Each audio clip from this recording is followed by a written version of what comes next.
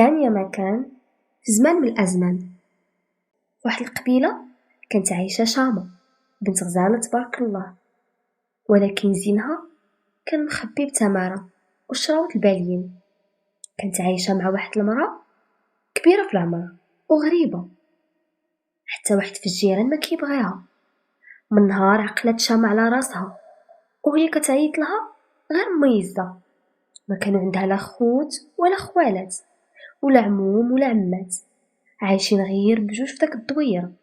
يزة كانت هي مولات الدار وهي اللي كتصرف وتجيب كاع داكشي اللي كيخص، ولكن كانت شحيحة بزاف، كتخبي على شامة الماكلة وياكلوا مرة وحدة في النهار، وتكون قطنية إما عدس ولا فول ولا حمص. كانت مسكينة، هذه هي الماكلة اللي موقفة بها صحيحتها اللي على قد الحال، وهي باقة صغيرة في عز شبابها، وملي تشوفها ما تعطيهاش سنها. وهذا الشيء اللي خلى زينها يدبل ومخليها تبان كالعود فوق الارض وحتى من الحطب. يزة ما كانتش كتشريه، كتصيفط شمع على الصباح وتجمعو من الغابة وتهزو فوق ظهرها. كانت كتبيع منه النص والنص كتخليه يطيبو به. شامة مسكينة قتلاتها تمارة والجوع. جات عند يزة وهي تقول ليها: أمي يزة، راه الغابة بعيدة عليا بزاف وما كنجي فين نوصل ليها حتى كيقتلني الجوع، وكنرجع عاوتاني بجوعي وركبيا كيفشلو عليا. قالت لها يزة: سمعي نتي نقولك، بارك عليا من داك الفشوش، والماكلة مرة وحدة في النهار راه كافية.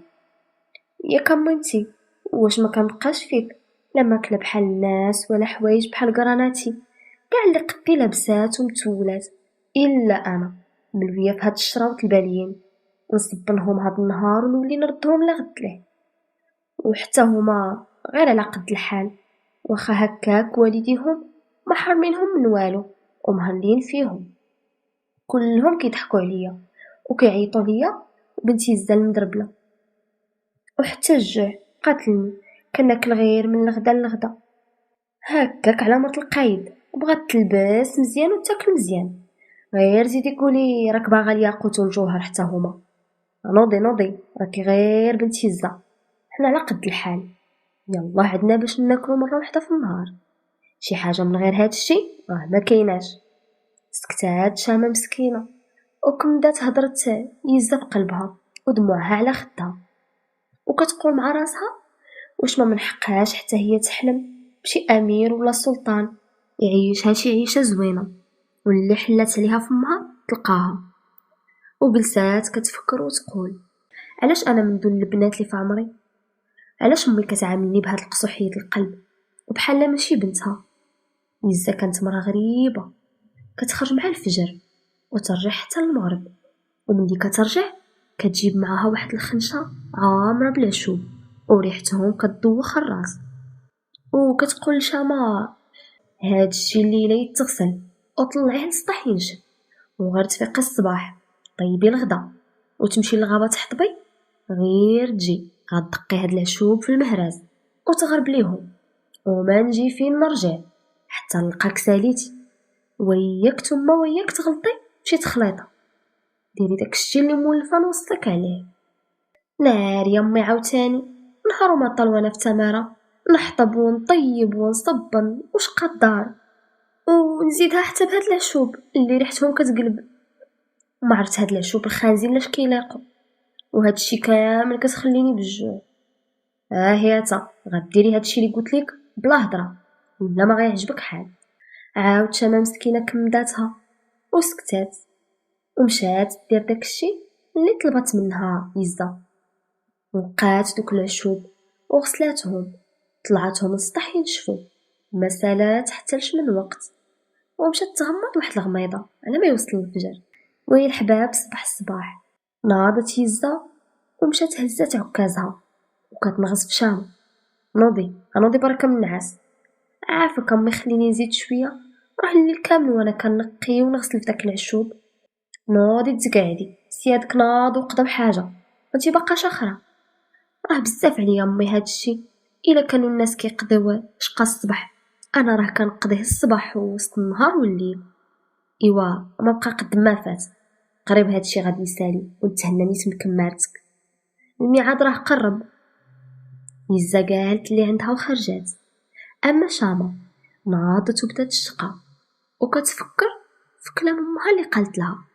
كيفاش زعما هادشي غيتقاضى والميعاد قرب؟ واش زعما غتزوجني ولا شنو؟ وشكون هذا اللي غيقبل عليا ورضى يتناسب معاك؟ ياه امي يزا، علم الله اش موجده ليا. واش غترميني ولا تبيعيني لشي حد خادم؟ كملات شقاها ومشات تحطب وطيبت داك الحفينه د الفول اللي خلات لها يزا. شويه وهي تسمع الدقان تخلعات حيت عمر شي واحد دق بابهم. قالت على الله تكون شي وحده في بنات الجيران جات تواسيها. مشات تحل الباب وهي فرحانه. مع حلات الباب وهي تلقى واحد المرا كبيره قدام الباب، ظهرها مقوس ولكن النور خارج من وجهها وبين عليها مرا مزيانه. السلام بنتي شامه. عليكم السلام. كتعرفيني خالتي؟ انا بنيتي جارتكم، داري قريبه من هنا، مرا وحدانيه وقتلني الجوع. هادي 3 ايام ما كليتها بنيتي. شامه عزات عليها المرا ومشات عطاتها طبيصل من داك الفول اللي طيبات وكلات وطلباتها باش تزيدها بكثرة الجوع اللي كان فيها. شامه بقات فيها المرا وما قدرت تخليها بلاش، وقالت تزيدها شويه واخا تعرف تعطيها حقها وتخلي غير حق يزدا. المهم هو داك المرا الكبيره تشبع وتمشي فرحانه. بقات المرا هكا كل ما تكمل التبصيل طلبها تزيدها حتى ما بقى ما تخلي ليزا. عاد نادت المرا وشكراتها، ولكن قبل ما تخرج قالت لها واحد الهضره. نهار تحتاجيني يا بنتي شامه غتلقايني، راه الخير ما كيضيع شي، واللي كيحفر شي حفره هو اللي كيطيح فيها. الله يعاونك بنيتي. خلات شامه حيره وكتخمم في كلامها وشنو غتقضي لها الا احتاجتها وهي غير مرا كبيره. المهم يا سيادي شامه بقات كتخمم في داك القدره اللي خوات والجوع اللي فيها ويزا قريبه تدخل وما غتلقى والو. فوضات امرها الله وقالت لي ليها ليها. وصال المغرب ودخلت يزا مع الباب والشر خارج من عينيها كيف ديما كلها غبره تقول عليها غير حفار الارض وما كاين لا سلام لا كلام. بقات كتشوف شامه وهي تحس بيها. قالت لها مالك ساقله؟ اش من مصيبه درتي؟ ما عجبنيش حالك. والو امي. ايوا سيري جيبي ليا ما ناكل، راه قتلني الجوع. امي يزا راه هادشي علاش حالي مغير، ولكني راني درت غير الخير وغادي يوقف لك في طريقك. اش درتي داك المسخوطه؟ واحد المرا مسكينه جات قاصده دارنا قالت لي بلي راه فيها الجوع وعطيتها تاكل ومات جوعها وبديت نزيدها حتى خوات القدره عاد شبعات مسكينه وما جات فين تسالي كلامها حتى يزا جمعات الوقفه ونزلت عليها بالعكاز وبدات تعطي وتقول ما عطيت. يا كنقول لك ما تحلي الباب للغريب، يا كنوصيك ما تصدقي ما ديري خير. ايوا هاكي دابا شدي صافي امي يزا عمرني نعاود. بقات تضرب وتعاود حلفات ما تحبس حتى ضروها يديها. وبقات شامه مسكينه كتبكي وتشوف في لحمها اللي ولا كله زرق بلاصه وتحسر على ايامها وشبابها اللي كيطيح مع هاد المرا. طلعات للسطح وشدات ركينه تبكي وتنخصص غير بشويه حتى لواحد شويه وهي تسمع كلام الجيران اللي كانوا مجمعين وكيهضروا وكانوا سامعين الغوات ديال شاما اللي كانت كضرب عيزة وما كيدخلوا ما كيفكوا. وإلا كانت شي مرا من جيرانهم كضرب بنتها كلشي كيدخل يفكهم. ايوا سمعاتهم شاما كيدويو ويقولوا انا يا اختي هذيك السحاره يزا نهار غبرت داك العام ورجعت جايبه معاها هاد البنت مسكينه وهي عندها عاد 3 سنين وكتقول راها بنتها. واش نتي تيقتي بها الهبيله؟ هذيك بنتها وهي بلا راجل. واش اللي ولدات شي بنت كدير فيها هاد الحاله معذباها وتزيدها شقا الدار كله ومن الفوق مخليها بالجوع وزيدها حتى بالضرب. كتبقى فينا البنت مسكينه ولكن ما نقدروش ندخلو ونفكوها. اختي اش غتفكي؟ صدق دايره لك شي حاجه ولا شي سحور وتغبر لك الشقف ولا تخليك ضايعه في السواق؟ شامه ملي سمعت هاد الكلام ما عرفت باش تبلات، وهي ديما كانت كتفكر واش هاديك امها بصح ولا غير لاقياها.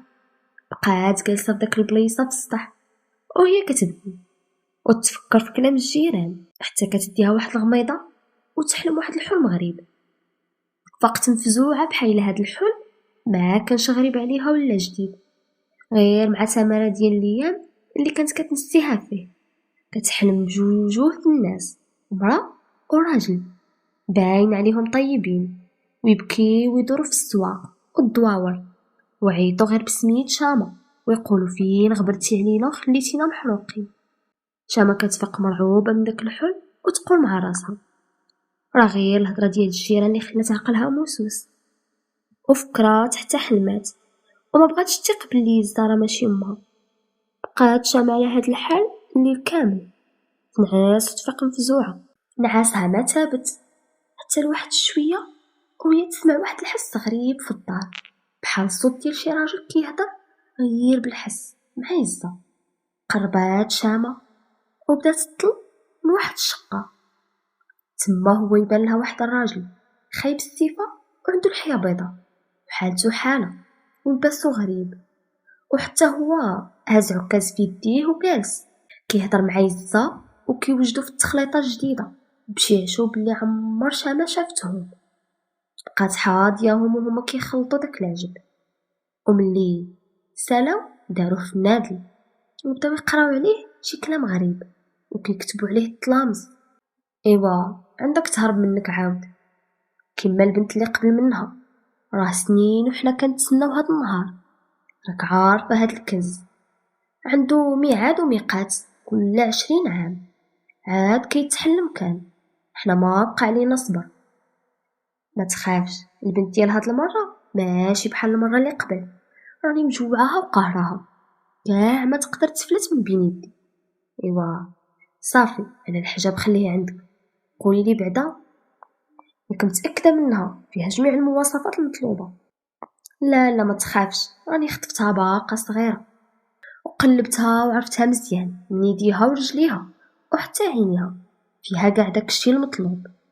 ايوا صافي هاك هاد العشوب ملي قرب الميعاد اعطيهم لها راه غادي تدوخ وتنعس، ونجيب معايا واحد البغل نهزوها فيه باش ما تهربش لينا. صافي كون هاني غادي نقضي الغرض ونجبدو الكنوز ونرجعو شباب من الفوق. وجبت حتى خاتم الحكمه واحد ليا وواحد ليك، انا غادي ميعادنا نهار تكمل القمره.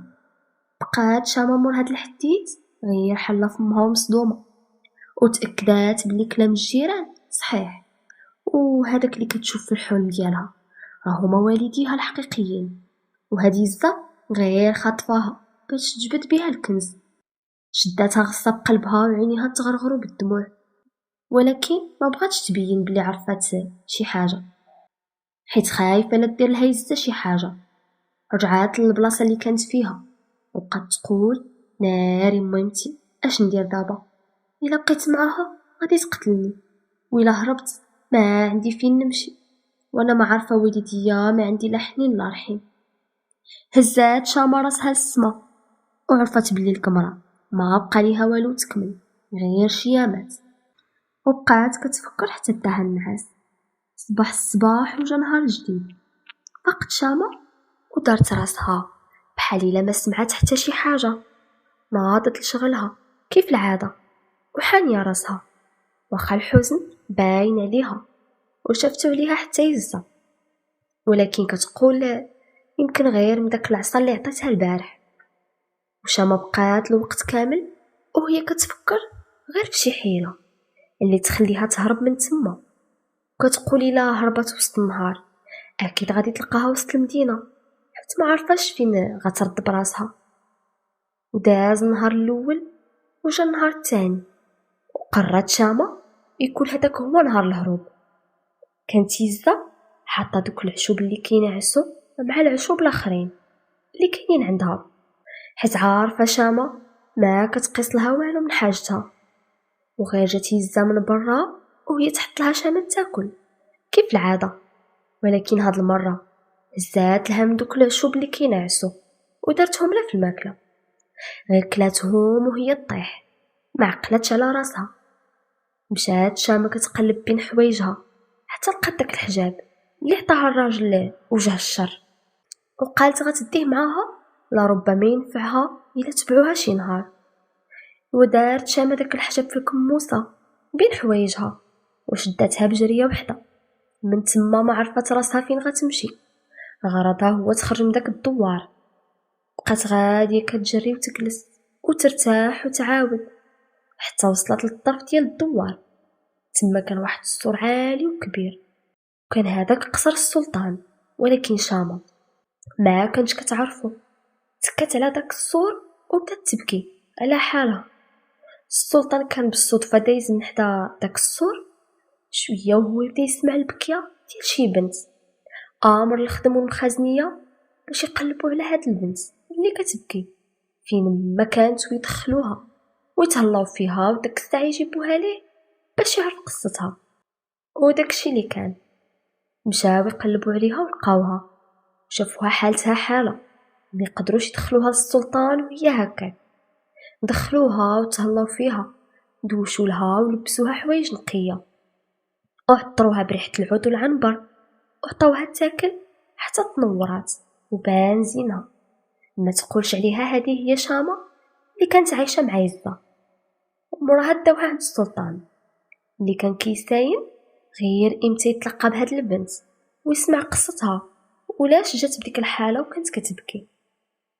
غير دخلات لمحات عينيه زينها بقى دايخ ما عرف باش تبلى، دايره كيف البلارة، خصوصا اللي عطاوها كلات حتى شبعات. وكانت هذه اول مره تشبع في كرشها واول مره في حياتها. كلات مالد وطاب، كلات الماكله اللي عمرها شافتها ولا ذاقتها. طبله مجهزه اش منك يا طواجن ولحم بالبرقوق والدجاج مدغمر والديسير معمر الطبله. هي مسكينه اللي كانت مولفه غير بالعدس والفول. ايوا شافها السلطان عجباتو وهو يسولها على قصتها، ولكن شامة ما قدرتش تعاود ليه قصتها. ملي كانت معيزة خافت منها ومن السحر ديالها، اخترعت ليه واحد القصة جديدة وعاودتها له. انا مولاي كنت مع والديا وهما تجار، وكنا دايزين حدا القصر ديالكم وتعرضوا لنا شي قطاطعيه وقتلوا والديا، وانا هربت منهم غير بالحيله، ما عرفت راسي فين كاينه حتى لقيت راسي متكيه على القصر ديالكم مولاي السلطان. السلطان تيق شامة حيت كتبان عليها صادقه وماشي حراميه، وحتى قصتها كانت عاديه داك الوقت. هادشي مولف يطرا بزاف الناس. الويسيادي رحب السلطان بشامة في القصر ديالو وخصص لها جناح خاص بها وجلسات وعجبها الحال.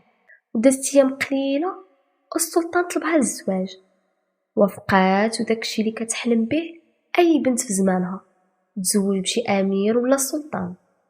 وحنتات يزا اللي كانت كتضحك عليها. الويسيادي داز الشهر الاول والشهر الثاني وولات شامة عايشة أحسن عيشة. نسات حكيت يزا وحكيتها، وحكيت حتى داك الراجل اللي كان يخطط مع يزا واللي كان معمر بالها هو كيدير تلاقى بوالديها الحقيقيين. بقات على هاد الحال حتى وصل الشهر الثالث. وفي واحد الليلة من ليالي الصيف شامة كانت جالسة برا الجردة كتستمتع بالورود والضو ديال الشمع كل بلاصة، وجالسة تحت الشجر ديال الزهر ومسك الليل، حتى شوية وهي كتشوف واحد الخيال. الشجرة كيبان فيها خيال بحال شي مرا كبيرة في السن. في الأول تخلعات وظناتها يزة وبغات تغوت وهي تسمع داك الخيال كيتكلم: ما تخافيش بنتي، انتي شامة، ما تخافيش، انا داك المرا الشيبانية اللي درتي فيها الخير داك النهار. قلت لك بنيتي خيرك ما ننساه، ونهار تحتاجيني غتلقايني. بسم الله الرحمن الرحيم، انتي هي داك المرا الكبيرة اللي كنت عطيتها تاكل؟ ياها بنيتي، تفكرتك، ولكن كي درتي دخلتي لهاد القصر والحراس فيه كل مكان، اش وصلك هنا؟ هاد الاسئله بنيتي ما غتنفعك بحتى حاجه. اللي تسوليني عليه دابا هو المجيه ديالي، وفي هذا الوقت ايها ميمتي، شنو غرضك من هاد المجيه؟ شوشتيني. يزا بنيتي بالتعويد ديالها راها عرفات المكان ديالو، ما في يديها ما دير ليا دابا، انا هربت منها قبل ما تكمل القمره ورا دابا كملات وما بقى عندها ما دير ليا. واقيلا بنيتي ما كنتيش سمعتيهم مزيان، مورا ما تكمل القمره تحسب شهرين عاد كيوصل الميعاد لداك الارض المسحوره وداك الكنز اللي باغيين يجبدو. بصح انا كنت كنقول سلكت منها وتهنيت. واسمعيني يا بنيتي دابا مزيان، هما راه كيظنوا بك غادي يجبدوا داك الكنز ويوصلوا لمرادهم، وما كيظنوش باللي انتي اللي مكتوبه في جبهتك، بلي غتهني منهم ومن شرهم وتهني الناس من التعويض ديالهم. راه داكشي اللي ناويه عليه ما كيبشرش بالخير بنتي. وشنو ندير اميمتي؟ انا راني مخلوقه ضعيفه ما بيدي حتى شي حاجه. في يديك بنيتي، راك عايقه وفايقه، وخديتي منهم داك الحجاب اللي سنين طويله وهما يوجدوا به كيجذب الشر وبيه كيهرب الخير. وشنو ندير؟ قولي لي الله يرحم الوالدين. في نفس الميعاد غادي يجيو ويخطفوك، ما تنعسي بنيتي ما تشوفيه، انا موجده ليهم التعويذه في عينيك. خلي ايمانك في قلبك وكوني قويه وما تخافيش، غير تشوفيهم غتفكي داك الحجاب وترميه عليهم وراهم غادي يتحرقوا ويطرى لهم ما كانوا يخططوا ليه وغيوليو رماد، وحتى داك الارض المسحوره والكنز اللي فيها غادي يتخفاو، ما يبقى يلقاهم حتى شي مشعوذ. وزعما بهاد السهوله نتهنى من شرها. ما تحكريش داك الحجاب بنيتي، راه مئات السنين باش كمل داك الحجاب وكيورثوه من سحار لسحار حتى ولا عنده مفعول. 100 ديال السنين وشنو فيه كاع؟ فيها بنيتي لاطار ديال كاع ملوك الجان، الجن الحمار والجن الزرق وحتى اللي كاينين في البحر. شامه ملي سمعت هاد الكلام عرفات راسها كانت عايشه مع الشيطان صفت انسان، وحلفت حتى توقفها عند حدها وتهني الناس من شرها هي وداك الراجل. بقات فايقه وحاضيه، غيبانوا ليها وتغدى بيهم قبل ما يتعشاو بيها، وغير بانوا لها شمرات على دراعها قبل ما يديروا حتى شي حاجه، رمات كل مكان في داك الحجاب عليهم، وداك الساعه تحولوا للرماد تقول عمرهم كانوا. وجات ريح قويه موراهم شطباتهم. ايوا هنا شامه تغلبت عليهم وتهنات من شرهم، ولكن كانت باغا تريح ضميرها وتقول السلطان حكايتها الحقيقيه. طلبات منه يأمن ليها وعاودت له حكايتها من الاول حتى الاخر، قالت ليه باللي باغا تعرف غير شي خبر على والديها اللي ما عارفه عليهم والو من غير خيالهم اللي كيدوز في منامها مره. السلطان ملي سمع حكايتها سمح لها وافتخر بيها وبداك الشي اللي دارت، وهنت العباد من السحر ديال هاد الناس اللي مطنت ابليس. وطلبت منه شامه يعاونها باش تقلب على والديها. سولها السلطان واش كاينه شي علامه محتفظه بها منهم، وراتو شامه واحد التحيمه كاينه في يديها فيها بحال التاج ومرسوم عليها. قالت ربما تكون هذا هو مفتاح اللغز وتعاونهم يلقاو والديها. طلاق السلطان الخدم ديالو باش يقلبوا ويسولوا على شي ناس شحال هادي كانت مشات ليهم شي بنت في عمرها 3 سنين وعندها تحيمه في يديها فيها التاج. بقاو ايام وليالي طويله وشهور دازتو هما كيقلبوا على والدين شامه حتى لقاوهم في واحد القبيله بعيده على قصر السلطان، وباها كان من التجار الكبار ومسك عليه الله بخير وخميرو. كانت هذيك هي الفرحه الكبيره اللي تجمعوا كاملين. وشامه سبحان الله يخلقهم الشبه 40 غير فوله وتقسمت على 2 كتشبه لامها بزاف وفي كل حاجه.